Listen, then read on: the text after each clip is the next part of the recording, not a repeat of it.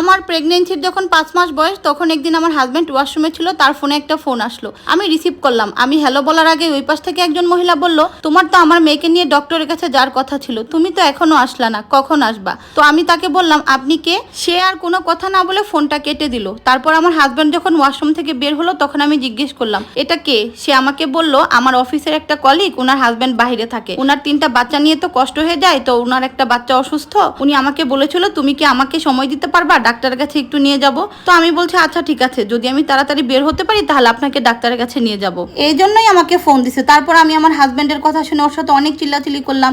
বললাম ওই মহিলা কেন তোমাকে ফোন দিবে, ওনার কি কোনো রিলেটিভ নাই? ওনার রিলেটিভদের বলো ডাক্তারের কাছে নিয়ে যেতে।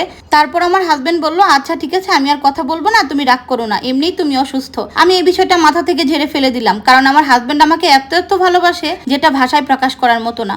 আমার এই প্রেগনেন্সিতে আমি অসুস্থ থাকি সব সময়। সেই সকালে অফিসে যায় আর রাতে আসে, তারপর রান্নাবান্না করে আমাকে খাওয়ায়, কারণ আমি রান্নাঘরে যেতে পারতাম না, আমার প্রচুর বমি হয়। সে আমাকে আমার শ্বশুর বাড়ি কিংবা বাপের বাড়ি কোথাও যেতে দেয় না। সে সবসময় বলে তুমি আমার কাছেই থাকো, তুমি আমার কাছ থেকে দূরে সরে গেলে আমার ভালো লাগে না, রাতে ঘুমও হয় না। সে আমার মাকেও মাঝে মাঝে খরচপাতি দেয়। আমি আমার বাবার বাড়ি থেকে কিছু না আনলেও কখনো কিছু বলে নাই। মানে আমার লাইফটা পুরো সুন্দর ছিল। আমার বিয়ে 3.5 বছরে তার সাথে আমার কখনো ঝগড়া হয়নি। সে ভালোবেসে সব সময় আমাকে আগলে রেখেছে। আমার বিয়ের যখন 3 বছর বয়স তখন আমি কনসিভ করি। এর মধ্যে আমার যখন প্রেগনেন্সি 9 মাস হলো তখন সে আমাকে বলল এখন তোমাকে তো এখানে দেখার মতো কেউ নাই, আমিও তো তোমার সাথে থাকতে পারি না, আমারও তো সারাদিন অফিস থাকে। তো আমি বললাম যে আচ্ছা ঠিক আছে, তাহলে কি করব? সে বলল যাও তোমাকে তোমার মায়ের কাছে দিয়ে আসি। সে আমাকে টাকা পয়সা দিয়ে মায়ের কাছে আমাকে দিয়ে আসলো। কিছুদিন পরে যখন আমাদের বেবি হবে তখন আমি হসপিটালে যাওয়ার আগে তাকে ফোন দিলাম। সে আমার বেবি হওয়ার একটু আগে আসলো, সেখানে সে 3-4 দিন ছিল। তারপর আমি হসপিটাল থেকে যখন সুস্থ হয়ে বাসায় আসলাম তখন আমি দেখলাম তার ঘাড়ে পিঠে প্রচুর দাগ। তাকে জিজ্ঞেস করার পরে সে আমাকে বলল এটা নাকি তার অ্যালার্জি হয়েছে, তাই আর ঠিক হচ্ছে না।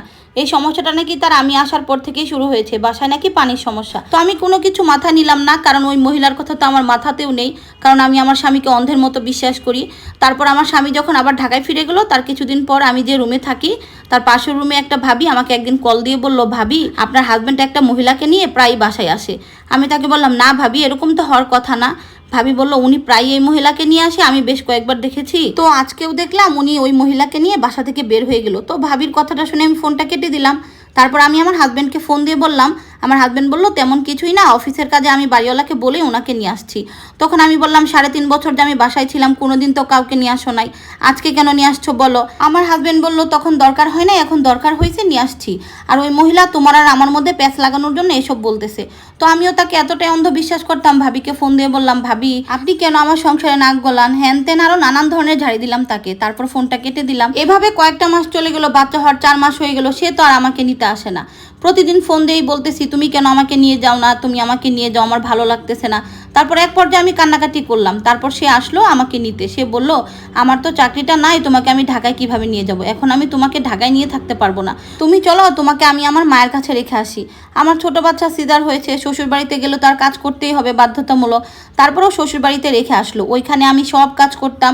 আমার 4 মাসের বাচ্চাটাকে কেউ একটু কুলেও নিত না, সারাদিন মাটির চুলায় রান্না করতাম, কল চেপে বাচ্চার কাঁথা কাপড় গোসল সব কিছুই করতাম। অনেক কষ্ট হতো, অনেক কষ্ট থাকতেছিলাম। তারপর আর ওকে বলতেছিলাম একটা চাকরি জোগাড় করো, এখানে আর আমার ভালো লাগতেছে না। সে চাকরিটা না জোগাড় করতে পারায় বাড়িতে চলে আসে। বাড়িতে আসার পর আমি সবসময় দেখি তার যখন ফোন আসে সে বাইরে গিয়ে কথা বলে। এটা আমি নোটিস করলাম। আমার এক প্রকার সন্দেহ হলো, তাকে আমি জিজ্ঞেস করলাম তুমি ফোন আসলে কেন বাইরে যাও? সে নানান ধরনের বাহানা দেখায়। সে বলে ঘরে তো নেট পাই না, এই জন্য আমি বাইরে গিয়ে কথা বলি। আমার হাজবেন্ডের কথাটা একদমই বিশ্বাস হয় না, এই জন্য আমি এই বিষয়টা মাথায় রেখে ওকে চোখে চোখে রাখি। সন্দেহ হতো, পরকীয়ায় না জড়িয়ে যায় আমার হাজবেন্ড। তারপর একদিন দেখি যে না, ওই মহিলা একদিন কল দিল। তারপর ওই মহিলার কলটা আমি রিসিভ করলাম। রিসিভ করে বললাম আপনি এরকম কেন করতেছেন, আমার সাজানো গোছানো সংসারটা কেন নষ্ট করে দিচ্ছেন? তো ওই মহিলা হেসে উত্তর দিয়ে বলল আমি তোমার সংসারটা নষ্ট করে দিচ্ছি? এই যে তুমি যে তোমার শ্বশুর বাড়িতে গিয়ে টিকে পড়ে আছো না, সেটাও কিন্তু আমার জন্য। আজকে যদি আমি তোমার হাজবেন্ডকে বলি এখনই ছেড়ে দিতে, সে কিন্তু তোমাকে এখনই ছেড়ে দিয়ে বাপের বাড়ি রেখে আসবে। মহিলার ওই নোংরা কথাগুলো শোনার পর আমার কাছে মনে হচ্ছিল যে পায়ের নিচে মাটিটাই নাই। তো আমি প্রচুর কান্নাকাটি করলাম। তারপর আমি আমার মায়ের কাছে ফোন দিলাম। আমার মা বলল জামাইয়ের সাথে কোনো প্রকার ঝামেলা করিস না, আমি তোর নানুকে পাঠাইতেছি, তুই চলে আয়, কিছুদিন এখানে থেকে যা,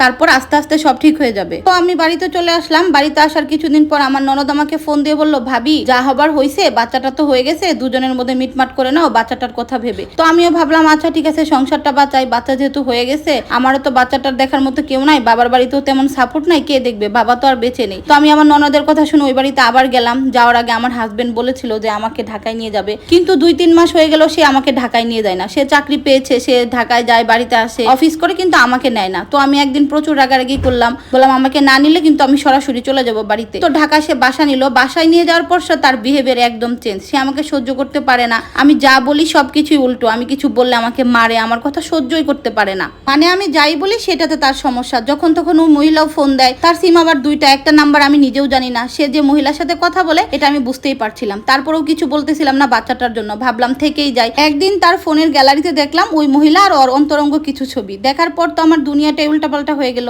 এগুলো যখন আমি তাকে দেখাইলাম, সে আমাকে উত্তরে বললো যে ওই মহিলাকে ছাড়া নাকি সে থাকতে পারবে না। সে আমি যদি চলেও যাই তারপরও নাকি সেই মহিলাকে তার লাগবে। তো আমি অনেকদিন খোঁজাখুঁজির পর সেই মহিলাটাকে খুঁজে বের করলাম। খুঁজে বের করার পর দেখলাম ওই মহিলার বয়স হলো 42 বছর। ওই মহিলার 3টা মেয়ে, ও জামাই প্রবাসে থাকে। ওই মহিলার 42 বছর বয়স, আমার হাজবেন্ডের চেয়েও বড়। ওনার সাথে আমার হাজবেন্ডের একটা মার্কেটে দেখা, তারপর ওইখান থেকেই কথাবার্তা, ওইখান থেকেই পরিচয়, আর আজকে এই পর্যায়ে চলে আসা। উনি বললো, বোন আমি তোমার হাজবেন্ডের কাছাকাছি যেতে চাইনি, উনি আমার কাছে এসেছে, এখন ওনাকে আমি ছাড়তে পারবো না। এত কিছু জানার পর ওইখানে আমি আর একটা মুহূর্তও থাকতে পারিনি। তো আমি বাসায় চলে আসলাম। বাসায় আসার পর যখন আমার হাজবেন্ড শুনতে পারলো যে আমি ওই মহিলার সাথে দেখা করেছি, তখন আমার হাজবেন্ড আমাকে প্রচুর মারলো। আমার 7 মাস বয়সের বাচ্চা, তারপরেও সে একবারের জন্য তোয়াক্কা করলো না, প্রচুর মারলো। তো আমি কান্নাকাটি করে বাড়িতে চলে আসলাম। বাড়িতে আসছি 1.5 মাস হয়ে গেছে। এর মধ্যে সে একটা দিনও আমাকে ফোন দেয়নি, আমার খোঁজ তো নেয়নি, সাথে বাচ্চাটারও খোঁজ নেয়নি। তো আমি ডিসিশন নিলাম ও যেহেতু বাচ্চাটারও খোঁজ খবর নেয় না, তাহলে ও আমাকে ছাড়া আর আমার ছেলেটাকে ছাড়া থাকতে পারবে। জানেন আপু, আমিও ডিসিশন নিয়েছি তার কাছে আর ফিরবো না। এই সম্পূর্ণ স্টোরিটা এক আপুর লাইফ থেকে নেওয়া। আপু আপনাদের সাথে শেয়ার করতে বলেছিল, তাই শেয়ার করলাম। কেমন হয়েছে জানাবেন।